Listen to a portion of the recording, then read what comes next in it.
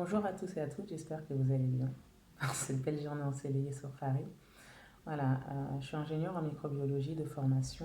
Je voulais réagir par rapport à toute la polémique qu'il y a sur les vaccins, notamment la proposition de l'INSERM et d'un journaliste de tester le futur vaccin Covid sur la population africaine.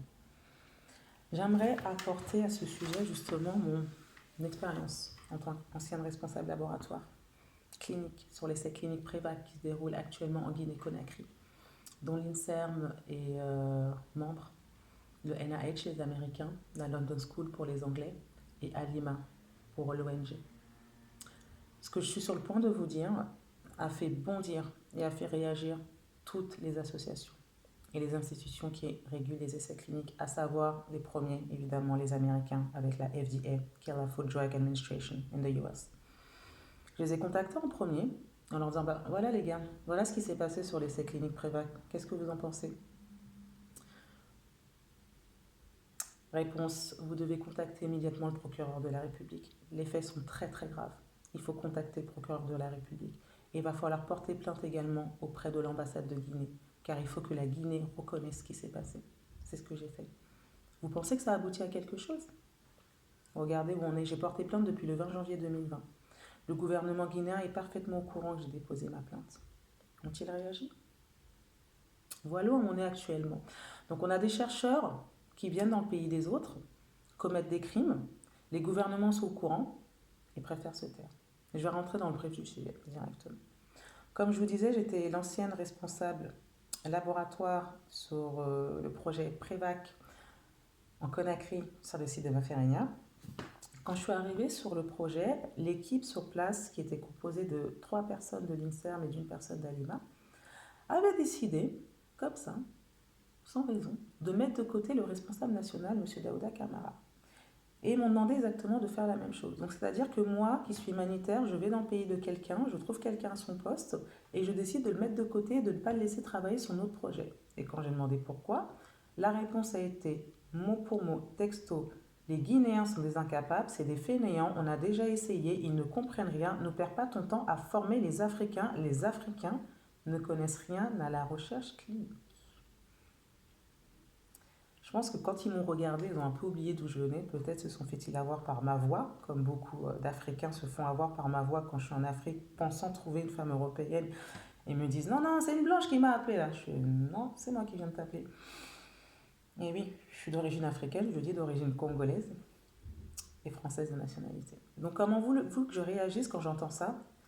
Quand je vois que pendant plus d'un an, cet homme d'une quarantaine d'années a été mis à l'écart dans son propre pays, dans son propre laboratoire, sous prétexte qu'il n'était pas assez intelligent pour un projet, qu'est-ce que ça veut dire?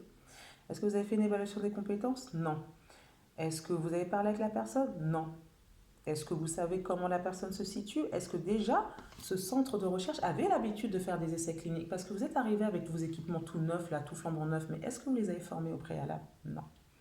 Donc ça va être le premier combat que je vais mener pendant 10 mois. Croyez-moi, pendant 10 mois. Et il fallait avoir les nerfs très très solides pour tenir face à l'INSERM, qui va me menacer, m'intimider, me diffamer. Plusieurs fois, on va m'interdire de former le personnel africain. Ils n'ont pas besoin de comprendre la recherche clinique, c'est des Africains, et ça peut te faire quoi? T'es même pas guinéenne de toute manière. De toute façon, ces gens, ils sont bêtes. Regarde, nous, on est juste là pour les vacciner, hein, et puis après, on va faire nos publications. Qu'est-ce qu'on a à faire de former les Guinéens? Pourquoi ça te prend à cœur? Parce que déjà, c'était dans mon job description profile. Et de deux, quand on est personnel qui ont fait une formation pour les bonnes pratiques cliniques, on les applique. Et quand je constate que des collègues ne les appliquaient pas sur le prétexte qu'on était en Afrique et que personne n'allait venir vérifier, j'étais obligée de les dénoncer. Donc quand j'ai commencé à les dénoncer, évidemment ça ne les a pas plu, ils ont voulu m'intimider, donc on commençait à me menacer, à m'envoyer des mails, à m'envoyer des textos. Ok, alors là, ça ne me faisait ni chaud ni froid. Et puis ils ont écrit un faux email à ma hiérarchie pour me faire licencier. Heureusement que j'avais une hiérarchie qui était lucide et qui a vite compris ce qui se passait. Quand j'ai pu prouver qu'ils avaient commis de graves violations des bonnes pratiques cliniques et des bonnes pratiques laboratoires et qu'ils voulaient les cacher, et là, ça a été encore pire.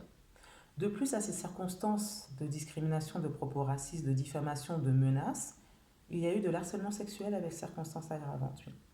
Je ne sais pas si le but de mon N+1 était de m'avoir dans son lit pour pouvoir mieux me manipuler, mais il m'a proposé plusieurs fois des rapports sexuels que j'ai refusés.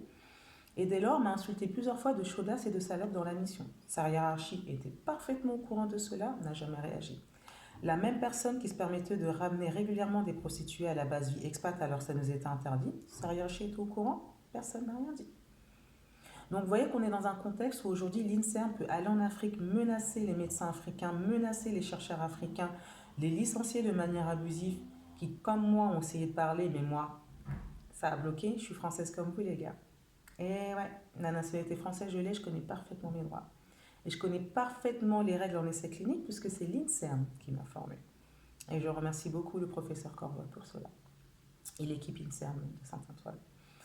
Donc aujourd'hui, si j'ai le courage de venir dénoncer tout cela, c'est parce que c'est très dur, c'est pas facile. Moi-même, je me suis posé la question pendant plusieurs mois, est-ce que je les dénonce, je les dénonce pas?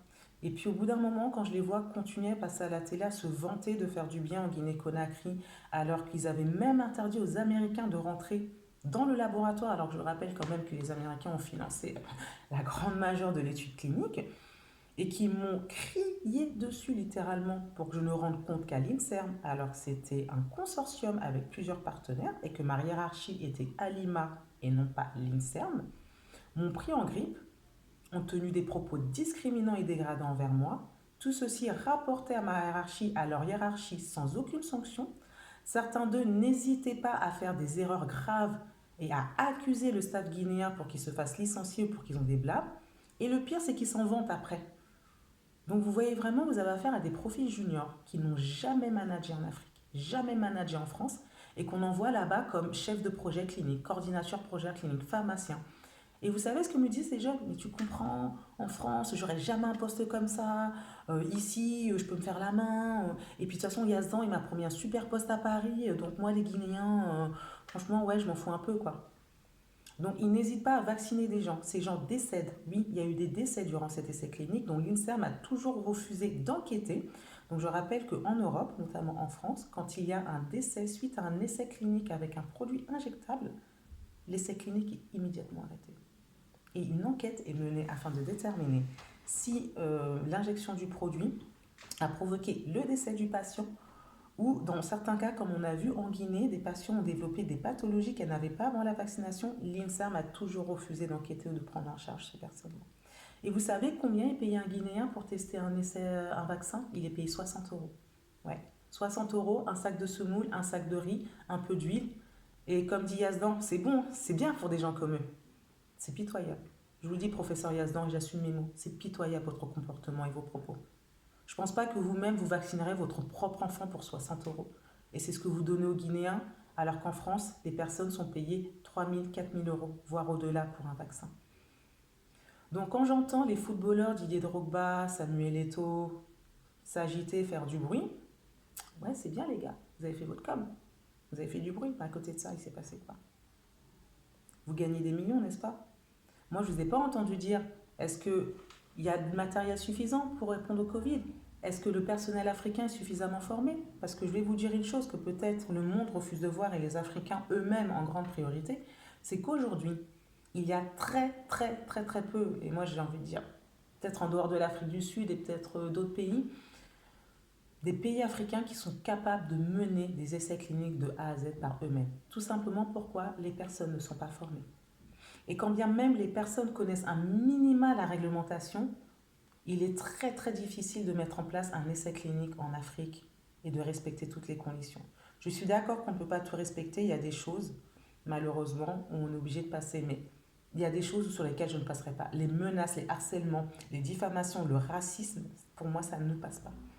Vous ne pouvez pas aller comme ça dans le pays des gens et décider de les écarter. Parce que après la formation d'Aouda Kamara à récupérer mon poste d'expatrié, il s'est débrouillé très bien aujourd'hui. Il m'a fallu 7 mois pour former Daouda Kamara à récupérer mon poste d'expatrié. Et les 3 mois qui sont restés, je suis restée parce que l'INSERM, à partir du moment où je partais en congé, s'en prenait à l'équipe de Guinée. Comme on dit, on leur faisait la misère entre jeunes. Donc souvent, moi, pendant mes vacances, ils m'ont contacté pour me dire ce qui se passait. Et même quand je suis rentrée en France, j'ai appris que l'INSERM continuait à faire pression sur l'équipe de Guinée. Et heureusement, je me dis que je les ai bien formés. Je leur ai appris à se défendre, ce qui font qu'au bout d'un moment, l'INSERM a bien compris à qui ils avaient affaire. Mais moi, j'aimerais poser la question au professeur Yazdan Yazadepam aujourd'hui. Si tout ceci se passait sur une population française ici, comment réagissez-vous? Quand j'apprends que vous avez pratiqué des tests HIV sur des enfants mineurs sans le consentement des parents, et qu'après on dit, ah mais de toute manière, les parents africains, ils savent pas lire, hein, c'est pas grave, hein, c'est pas grave. Hein. Ah bon? Donc je pense que la plupart des Français, si aujourd'hui j'attrape un enfant comme ça au hasard dans la rue en France et que je dépiste sur le HIV, les parents ne diront rien, c'est pas grave, c'est pas grave. Donc c'est pour vous dire un peu voilà le genre de comportement et de propos que l'INSERM tient en Guinée, qui est connu du gouvernement guinéen et qui ne réagissent pas. Donc je ne sais plus vers qui je dois me tourner en fait. Parce que vous vous tournez vers les institutions européennes qui prennent la chose au sérieux et qui ont décidé d'enquêter. Bon là, le Covid a ralenti l'enquête, mais j'espère bien qu'après le Covid, l'enquête va reprendre. Et à côté de ça, vous avez des personnes qui étaient là sur le projet avant moi, des médecins français, qui ont décidé de se taire également. Parce qu'ils ont regardé leur carrière, ils ont regardé leur intérêt. Je suis désolée, mais par acquis de conscience, moi, je ne peux pas rentrer chez moi, sachant qu'il y a eu un décès sur l'essai clinique, sachant que cette patiente, elle a été vaccinée 6 jours auparavant, qu'elle ne présentait aucun trouble et que cette patiente est décédée subitement. Non, non, je suis désolée. Il y a un cas de conscience. On ne peut pas prendre comme ça des enfants et les vacciner alors qu'il y avait déjà une campagne de vaccination qui était menée dans le village pour d'autres maladies. Il faut respecter un certain délai entre les jours de vaccination pour les enfants. Et il faut respecter également tous les chauffeurs et le personnel guinéen. Quand j'entends des expatriés européens occidentaux leur crier dessus, littéralement comme de la merde, hé, hey, ouvre-moi la porte. Hé, hey, toi tu fais quoi? Monter dans la voiture sans dire bonjour et de dire ramène-moi à Donka. C'est quoi ce comportement? C'est quoi? Et ensuite, je vous vois prendre des petits selfies en disant ah, on est en train de faire l'humanitaire en Afrique. Alors qu'en off, vous tenez des propos odieux, odieux. Combien de fois je vous ai entendu rigoler entre vous? Ah, mais les Guinéens, regarde, hein. Et puis vous rigolez sans gêne. Pourquoi vous êtes venu en Guinée alors? Expliquez-moi. Vous êtes venu faire quoi en Afrique si c'est pour tout critiquer? Ah, mais nous en France, c'est ceci. Ah, mais nous en France. On n'est pas en France, ma chérie. On n'est pas en France, on est en Afrique. Et si tu supportes pas la chaleur de l'Afrique, si tu supportes pas la poussière, si tu supportes pas les mamans qui chantent, mais personne t'a demandé de venir faire de l'humanitaire en Afrique. Personne, tu es venu de toi-même. Donc respecte les Africains. C'est pas la peine de me dire non, je suis pas raciste, je suis pas raciste, j'ai des amis noirs. Mais par contre, ça ne nous a absolument pas dérangé de mettre un homme à l'écart dans son propre pays, basé sur le fait que c'était un Guinéen. Et vous me dites que c'est pas des propos racistes, alors j'appelle ça comment? Dites-moi, dites-moi parce qu'on me dit Tania, t'en fais trop. Dites-moi pourquoi la FDA a réagi.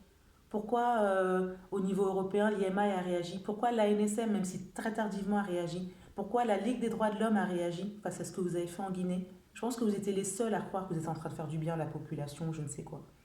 Mais moi, en tout cas, aujourd'hui, j'ai décidé de parler. Comme j'ai dit, être lanceuse d'alerte, c'est pas facile. Je risque gros, ouais.